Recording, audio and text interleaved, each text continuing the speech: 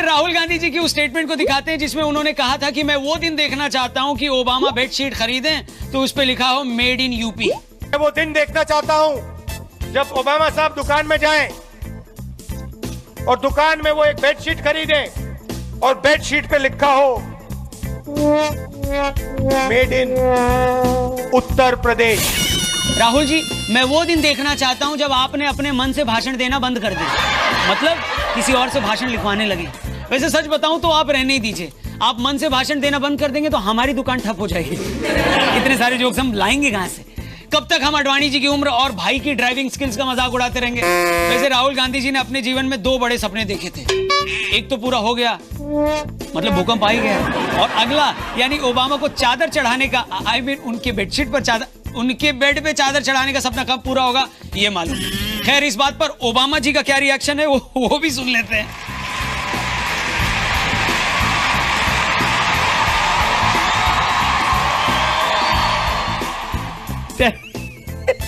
Talent तो है राहुल जी में, क्या बात है। इतने पावरफुल आदमी के आंसू निकलवा देना छोटी बात है। चुप करा दिया खुद ओबामा को अपनी स्पीच से। वैसे जिस तरह ओबामा जी राहुल जी के बात पे अपने आंसू पोंछ रहे हैं ना, मेरे को लगता है राहुल जी ने बेडशीट की नहीं, आंसू पोंछने के लिए मेड इन यूपी रुमाल की जरूरत दे रखी है। इसके अलावा राहुल जी धाकड़ रैलियों पे रैलियां कर रहे हैं। एक रैली उन्होंने पिछले दिनों कानपुर में भी करी थी। आप तो जानते हैं भगवान का दिया सब कुछ है भाई के पास, सबका भाई नहीं हूँ, कंडीशन सबका, बस टाइम नहीं है मेरे पास, इसलिए मैं वहां जा नहीं पाया और अपने स्टूडियो से ही खड़े खड़े राहुल जी से कुछ सवाल करें। वैसे राहुल जी तो आई मीन हम तो खुद हमारे सवाल नहीं सुनते, पर राहुल जी अच्छे आदमी हैं, उन्होंने हमारे सारे सवालों के अच्छे अच्छे जवाब दिए।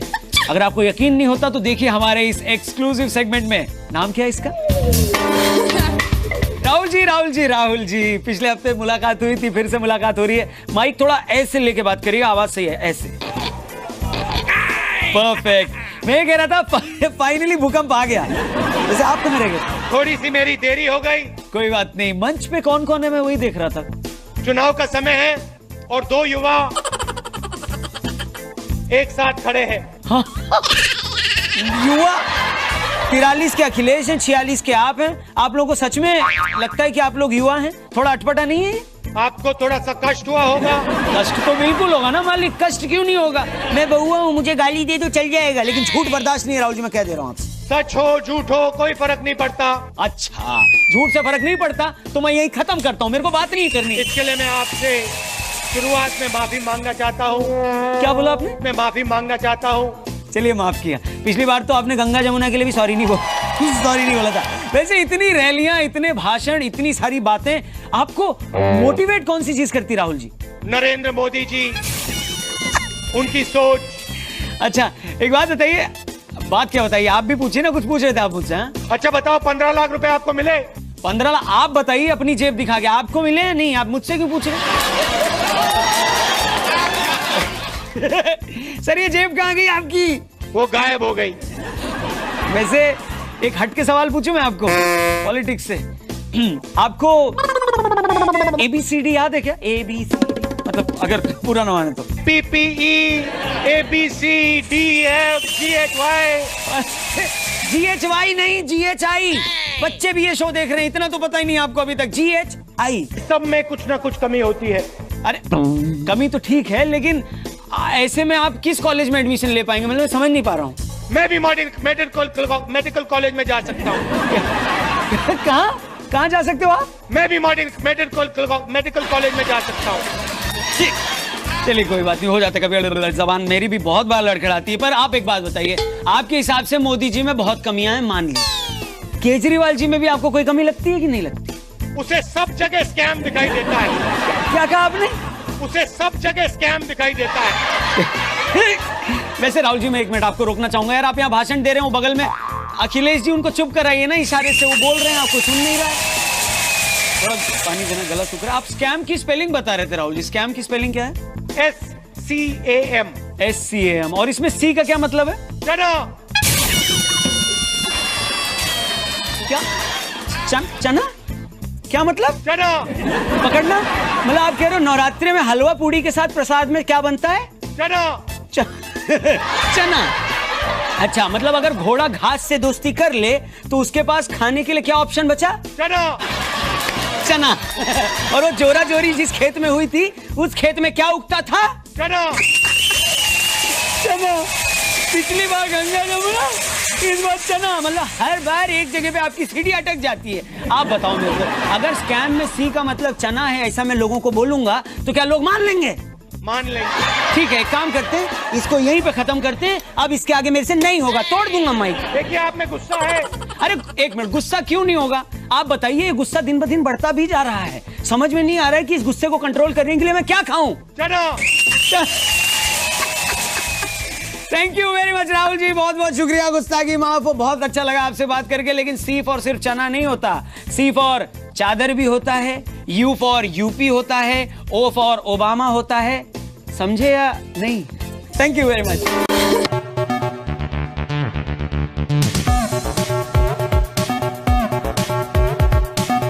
दिखाता हूं आज के शो के 5 हाइलाइट्स, यानी fantastic 5। Babies and gentlemen, take a look. भूकंप ने फिर से हिला दिया। राहुल गांधी अंकल की भविष्यवाणी हुई सच, आया भूकंप। अवार्ड वापसी गैंग ने बदला अपना धंधा। कैलाश सत्यार्थी का नोबेल प्राइज चुराकर लौटाने की नाकाम कोशिश। सोशल मीडिया पर इस बार कौन हुआ शोषण का जनता का शिकार, वो भी दिखाएंगे। ये सबसे बढ़िया, मेरा यानी बउआ का फेवरेट, राहुल गांधी का एक्सक्लूसिव इंटरव्यू। अगर ज्यादा हंसने से आपकी सांसें फूल जाती हैं तो आप इसे न देखें, न देखें। रिपीट करता हूँ, न देखें। और 5वां हफ्ता वसूल कवि सम्मेलन, जिसमें पूरे हफ्ते का हाल चाल और बवाल। आखिरकार वो आ ही गया जिसका इंतजार देश का हर कांग्रेसी कर रहा था। राहुल गांधी की भविष्यवाणी सच हुई और भूकंप आ गया। वैसे ऐसा मैंने नहीं, खुद प्राइम मिनिस्टर ने लोकसभा में कहा, सुनिए। कल भूकंप आया। इस भूकंप के कारण जिन जिन क्षेत्रों में असुविधा हुई है, मैं उनके प्रति अपनी भावना व्यक्त करता हूं। इस भूकंप की 2 भविष्यवाणियां हुई हैं, आप सब जानते हैं। पहली भविष्यवाणी राहुल जी ने करी थी, जो आप सबने 50 करोड़ बारी सुन ली है। If they allow me to speak in parliament, you will see what an earthquake is going to come. और दूसरी भविष्यवाणी स्वामी ओम ने करी थी, एक बार सुना देता हूँ। हजारों लोगों ने मुझे घेर करके, जब वो लोग मेरा सेल्फी ले रहे थे, तो मैंने ये घोषणा की थी कि आज लगभग 10:30 बजे, रात में 10:30 बजे भूकंप के झटके आएंगे, जो मेरी ओम लीला का एक प्रतीक होगा। क्योंकि आज सोमवार है और मैं शिव का भक्त हूँ, तांत्रिक सम्राट हूँ, तंत्र के प्रवर्तक भगवान शिव है, और वही हुआ। और मैं बता दूं आपको, स्वामी ओम और राहुल जी में 2 सिमिलैरिटीज हैं, 2 समानताएं हैं। पहली ये कि ये दोनों सटीक भविष्यवाणियां करते हैं, और दूसरी ये कि इन दोनों को कोई सीरियसली नहीं लेता। मगर इसके बाद भी, मतलब 2 सिमिलैरिटीज होने के बाद भी, राहुल जी को स्वामी ओम पसंद नहीं है। क्यों? ऑब्वियसली यार, उनके नाम में स्वामी जो है। वैसे राहुल की भविष्यवाणी पर प्राइम मिनिस्टर ने अपनी वाणी खोली और लोकसभा में ये भी कहा, लेकिन आखिर भूकंप आ ही गया, क्योंकि धमकी तो बहुत पहले सुनी। वैसे जब मोदी जी भूकंप के बारे में कह रहे थे तो लोग राहुल जी पे हंसने लगे, लेकिन उसके आगे वाली बात जब मोदी जी ने बोली तो लोग मोदी जी पे हंसने लगे। कैसे उनकी खिंचाई हुई सोशल मीडिया पर, ये आपको दिखाते हैं अपने अगले सेगमेंट, सोशल मीडिया पर। यस, आपने सही सुना, सोशल मीडिया। देखिए, वैसे जैसे ही मोदी जी ने कहा कि धरती मां नाराज हो गई थी इसीलिए भूकंप आया, उनके स्टेटमेंट को सुन के सोशल मीडिया पे लोग मोदी जी के पीछे पड़ गए। एक मैं भी कुछ कहना चाहता हूँ मोदी जी को, अगर धरती मां नाराज होती है तो तब भूकंप आता है। मतलब जब धरती मां पंखा तेज करती है तो तब आंधी आती है, और धरती मां अगर एक दिन टुल्लू पंप ज्यादा देर तक चला दे तभी बारिश होती है, और अगर धरती मां मशीन में कपड़े ज्यादा देर तक सुखा दे तभी सूखा पड़ने लगता है, और अगर धरती मां खाना बनाते वक्त कुकर की सीटी उठा दे तो ज्वालामुखी बढ़ जाता है। वैसे इसके अलावा सोशल मीडिया पर मोदी जी की खिंचाई इस वजह से भी हुई क्योंकि उन्होंने एक और बात कही थी, सुनिए। आप जानते हैं, अगर आपको कोई बीमारी हो और डॉक्टर कहता है भी ऑपरेशन करना है, ऑपरेशन बहुत जरूरी है, फिर भी वो कहता है पहले भाई शरीर ठीक करना पड़ेगा। जब तक वो स्वस्थ नहीं होता है ऑपरेशन करना नहीं पसंद करता डॉक्टर, कितनी भी गंभीर। सही कहा मोदी जी। मतलब हम ऑपरेशन तब करवाते हैं जब शरीर स्वस्थ होता है, मतलब हम तेल तब भरवाते हैं जब टंकी फुल होती है, मतलब हम बाल तब कटवाते हैं जब आप गंजे होते हैं, मतलब कपड़े हम तब धोते हैं जब कपड़े साफ होते हैं, और मतलब हम तब नहाते हैं जब हम रेनकोट पहने होते हैं। तो वैसे उनका रेनकोट वाला बयान भी अगर आपने मिस कर दिया तो एक बार जरा देखिए। बाथरूम में रेनकोट पहन करके नहाना, ये कला तो डॉक्टर साहब ही जानते हैं और कोई नहीं जानता। वैसे प्राइम मिनिस्टर के इस बयान ने कांग्रेस को रिटायर्ड हर्ट कर दिया और कांग्रेस की पूरी टीम मैदान छोड़कर पवेलियन वापस पहुंच गई। कांग्रेस ने तो यहां तक कह दिया कि वो बजट सेशन के आखिरी दिन संसद में नहीं आएंगे अगर पीएम वहां मौजूद होंगे तो। इस पार्टी का कुछ समझ में नहीं आता है बॉस। पहले ये लोग चिल्ला रहे थे कि मोदी जी अगर सेशन में नहीं आएंगे तब तक हम अंदर नहीं आएंगे, अब कहते हैं अगर मोदी जी अंदर आएंगे तो हम सदन में नहीं आएंगे। वैसे मनमोहन सिंह जी के लिए वो जो रेनकोट पहन के नहाने वाली बात थी ना, वो कोई आम या बड़ी बात नहीं है, वो ऐसा कर सकते हैं क्योंकि जो आदमी 10 साल तक बिना च्युइंगम चबाए अपनी जबान पर लगाम दे सकता है वो रेनकोट पहन के क्यों नहीं नहा सकता। भूकंप की बात हम कर ही रहे थे तो भूकंप के बारे में एक और चीज कहना चाहूंगा, जितनी बार भी आता है कुछ ना कुछ देकर ही जाता है। जैसे हजारों की तादाद में फेसबुक पोस्ट और अंग्रेजी के 2 भारी शब्द रिक्टर स्केल और एपी सेंटर। वैसे बचपन से हमने सिर्फ लकड़ी के उस स्केल के बारे में सुना है जो हमारे हाथ से ज्यादा टीचर्स के हाथ में हुआ करता था, और सीधी लाइन खींचते नहीं थे, हम उससे ज्यादा पिटते थे। और दूसरा शब्द एपी सेंटर। एपी सेंटर का नाम चौराहों पर वो लोग भी बोलते हैं epicentre sir, epicentre, जिन लोगों को एलिफेंट की स्पेलिंग यहीं से शुरू करने की आदत होती है। खैर सब अच्छा रहा, जान माल का कोई नुकसान नहीं हुआ और भूकंप भी अन्ना हजारे की तरह आकर चुपचाप लौट गया। वैसे मेरे लिए भी ये पूरा हफ्ता भूकंप और अन्ना हजारे की तरह ही था, कब आया कब चला गया पता ही नहीं चला। वैसे आप में से कई लोगों को ना अखबार पढ़ने का टाइम है ना एफएम रेडियो सुनने की आदत, नहीं सुनते, बउआ को भी नहीं सुना अंकिल, और न टीवी देखने का वक्त मिलता है। उन सारे लोगों की सुविधा के लिए मेरे पास कुछ है, सिवाय टाइम के अगर आपके पास सब कुछ है तो आप जरूर सुनिएगा पूरे हफ्ते का हाल चाल और बवाल बताता ये हफ्ता वसूल कवि सम्मेलन। आप इस कवि सम्मेलन को एंजॉय करिए, तब तक मैं वो पीकर आता हूं जो मानव शरीर में 70% होता है लेकिन अभी मेरे शरीर में घटकर 30% रह गया है, यानी पानी। एक गिलास पिलाना भैया, गर्म खोलता हुआ, गला बैठे। भैया पूरे हफ्ते का हाल चाल और बवाल समेटे हुए ये कवि सम्मेलन आपके सामने प्रस्तुत करते हैं, और पहली पंक्ति अवार्ड वापसी गैंग के नाम। वैसे क्यों उनके नाम हमने पहली पंक्ति समर्पित करी है आप सुनिएगा तो समझ जाइएगा कि गैंग अवार्ड वापसी का, अरे गैंग अवार्ड वापसी का फिर से एक्टिव हो जाता है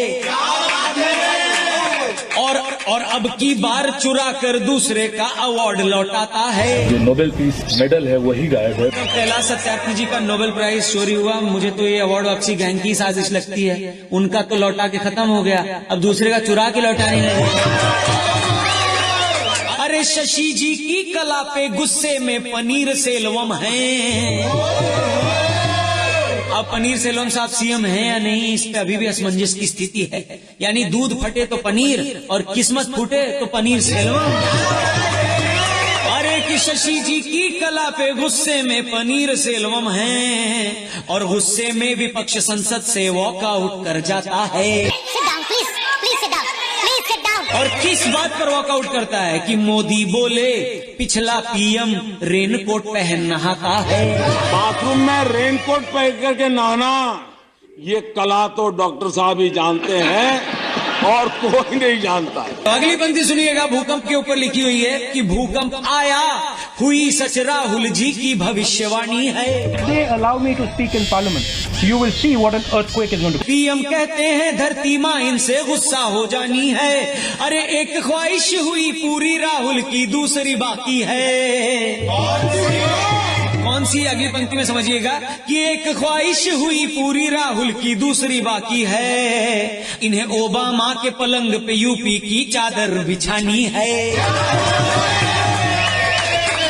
अरे लिखता है कौन इनका भाषण, जानकारी मुझे पानी है कि अब मैं बंद करता हूँ, हमें क्या गाली खानी है।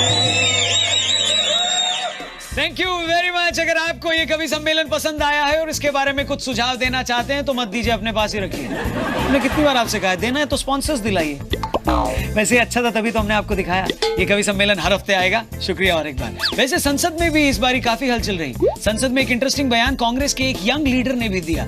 उन लीडर साहब का इंट्रोडक्शन देने से पहले मैं बता दूं, ये लीडर कांग्रेस के यंग लीडर नवाजुद्दीन सिद्दीकी से उम्र में 3 साल बड़े हैं।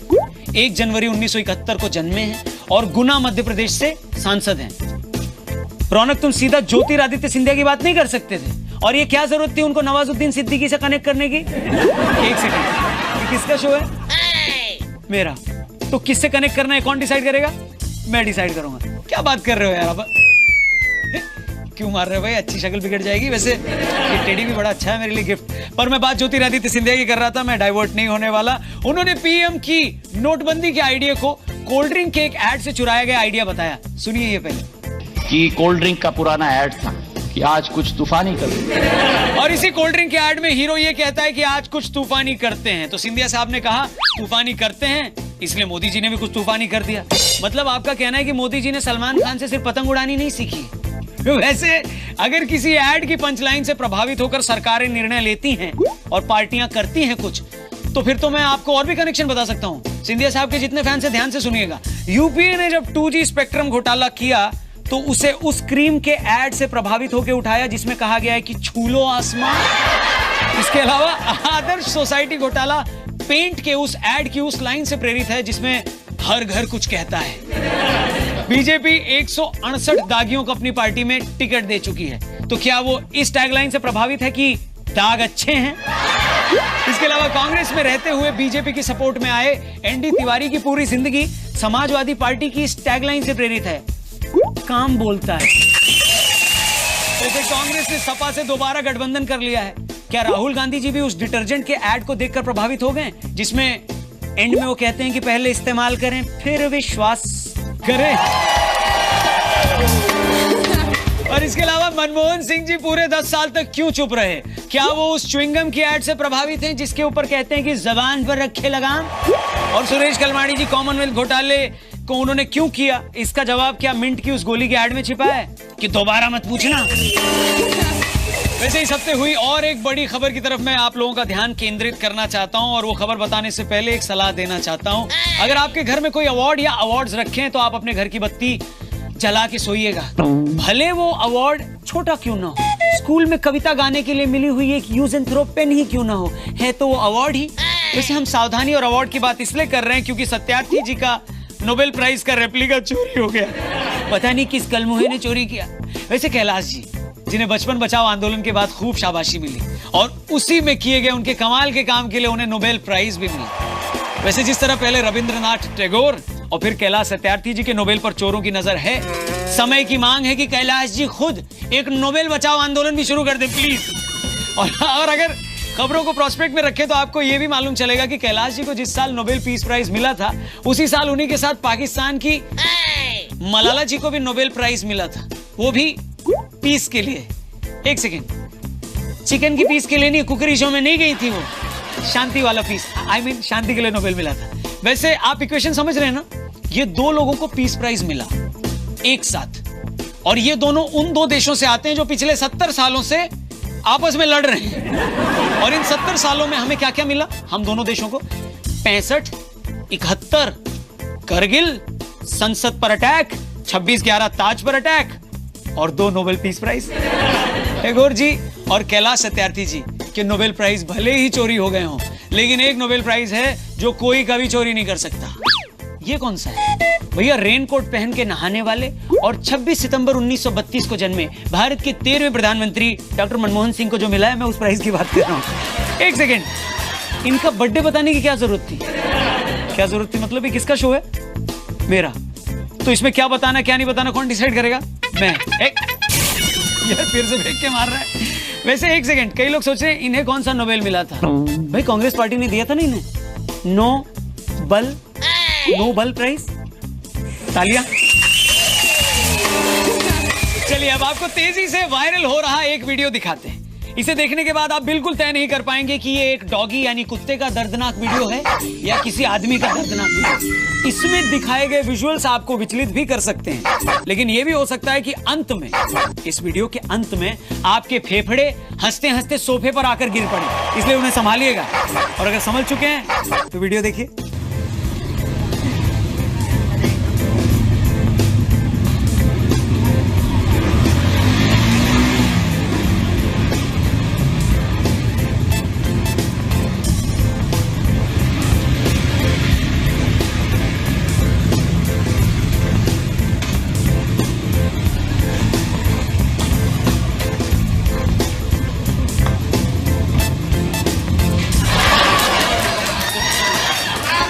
मतलब इस कुत्ते को कोने में सॉरी कुत्ता नहीं कहूंगा, कई संस्थाएं कुत्ता बोलने पे केस कर देती हैं। इन डॉगी जी को कोने में बुलाकर हमने पूछा तो हमें पता चला कि पॉलिटिक्स पर इनकी पकड़ काफी मजबूत है। और पिछले दिनों लखनऊ कैंट के जिन लोगों ने विधायक कैंडिडेट के लिए गर्दभ सिंह यादव को उतारा था, वो अब सदमे से पागल हो रहे हैं, क्योंकि यू टर्न मारने में जितना एक्सपर्ट ये डॉगी है, अब वो इसे टिकट देना चाहते हैं, क्योंकि इसके चांसेस गर्दभ सिंह के मुकाबले जीतने के ज्यादा हो गए।